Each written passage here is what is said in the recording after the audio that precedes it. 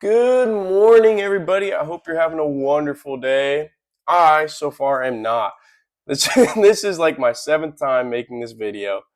Uh, the one time I thought I nailed it, I forgot to turn my mic on. So let's hop right into it, and you're gonna have to excuse me if I say some silly things, mispronounce a few things, because I don't think we're gonna do this video another chance.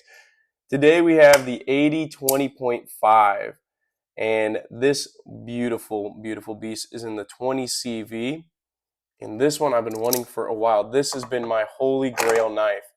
Uh, I love Andrew Demco and a lot of the stuff he's done, which we'll get into in a minute. But let's start off with size comparison. Here we have the Paramilitary 2 and the Kershaw Iridium.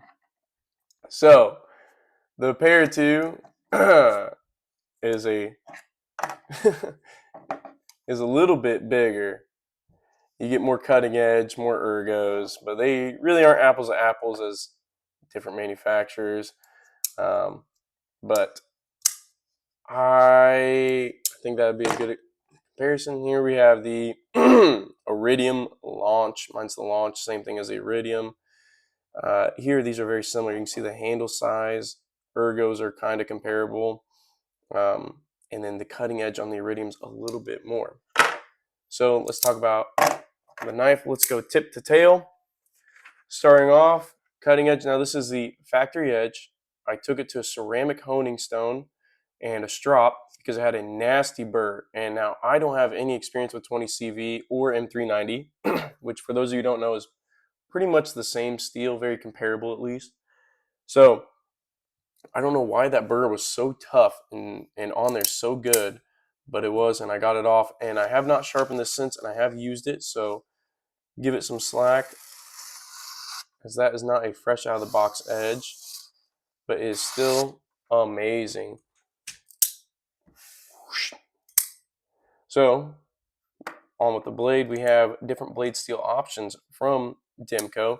You have AUS-10A, S90V,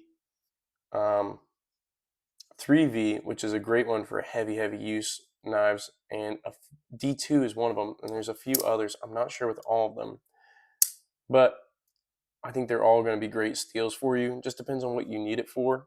I was getting more into knife steel, being a nerd about it, so I wanted the best, and at the time 20 CV was the best I could picture out of all of them, in my opinion. Well, you have ambidextrous thumb studs, your flick hole, and a little sharpening choil with your steel and Demco signature, and jimping up on the back of the blade. So that's pretty much the blade. Going down to the handle, we have, this is the G10 with steel liners. You can see the liners up here, especially around the stop pin and around the lock mechanism, but then the liners tuck back down into there, and then you have your spacers. I would like to look into, grody.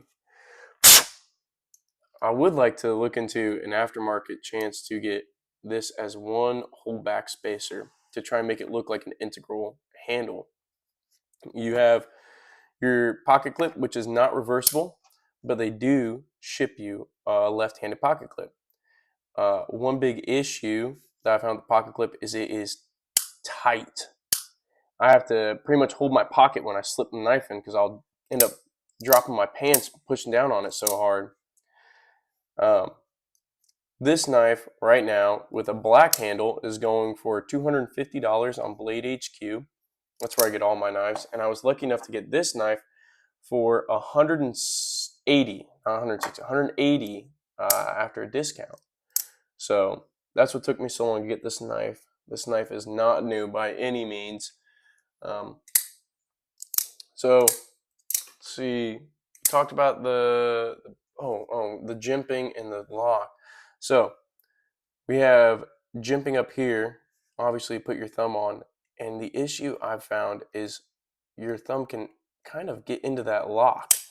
Now, just if it's something you're aware of, it's a lot harder. But I have been in the past whittling and just busted it loose enough to get that blade wiggle, which is concerning, but definitely if you're just aware of what you're doing, not a problem at all.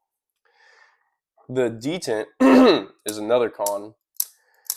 I love it. It's an amazing detent. It works great. The only con is if you are stupid, like me, and you're not paying attention, you can get your pinky in there and chop down on it. Not very fun.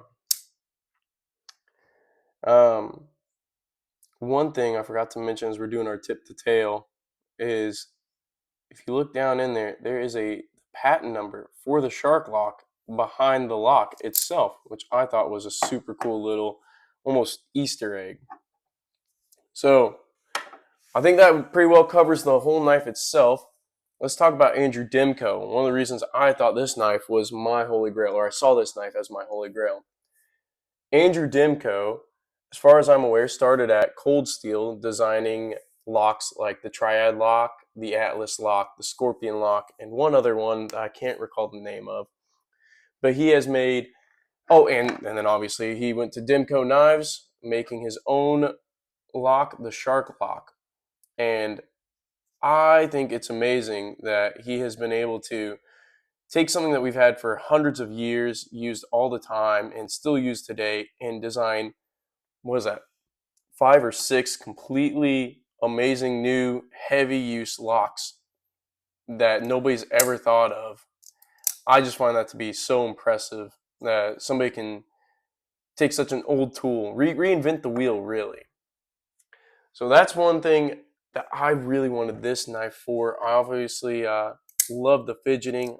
I'm trying hard to keep it out of my hand so I don't ruin the video with that constant clicking and clacking. But those bearings just make it so hard, and that lock, it is so much fun. And to know that it is such a robust lock. In the future, if I ever get a little bit of money, I would like to get a second one and test out the claim. They had made the claim in several videos that it can hold 900 pounds on the spine because the lock is so robust. Now, I haven't been able to find any videos on YouTube myself proving that to be true or not, but it would be cool to get another one and try it out and destroy that one. If that's something you guys would be interested in, please let me know. Since I made this 7 times, I got a little list here of all the things I'd like to talk about, and I'm thinking that that's pretty much it about this knife here. I went a little bit fast. Sorry about that, but yeah, just an amazing knife.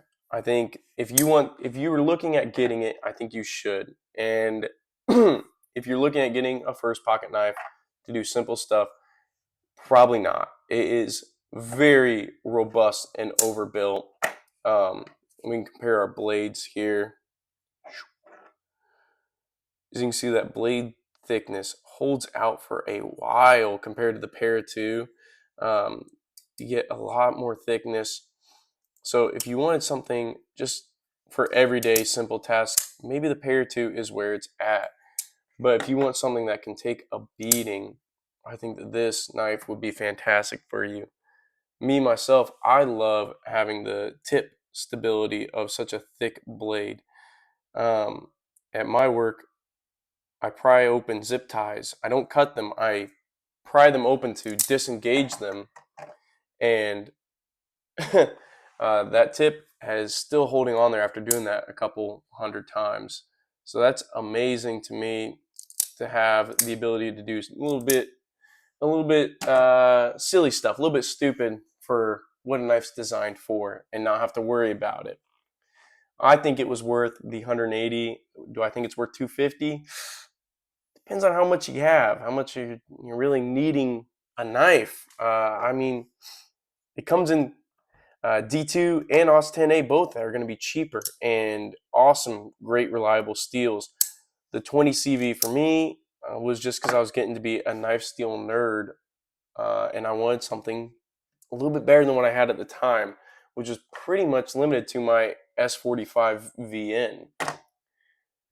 But I think that's going to be it for today, folks. We might do another video if I think I forgot anything, or if you guys want to see more about this knife, please let me know. If I get the edge down and dull, I'll definitely talk about the edge retention of the 20 CV heat treated by Demco. But for next week, I was thinking about the Para 2 or the Kaiser Foca and 14C28N. I love this knife. Amazing budget knife. And then the Spyderco Para 2, a classic that I thought some people might want my opinion on such a well-known, well-loved knife. So if you guys have a preference on which knife you'd like me to talk about next week, please let me know. Go ahead and drop that in the comments, and please subscribe if you like the video. Thank you and have a wonderful day.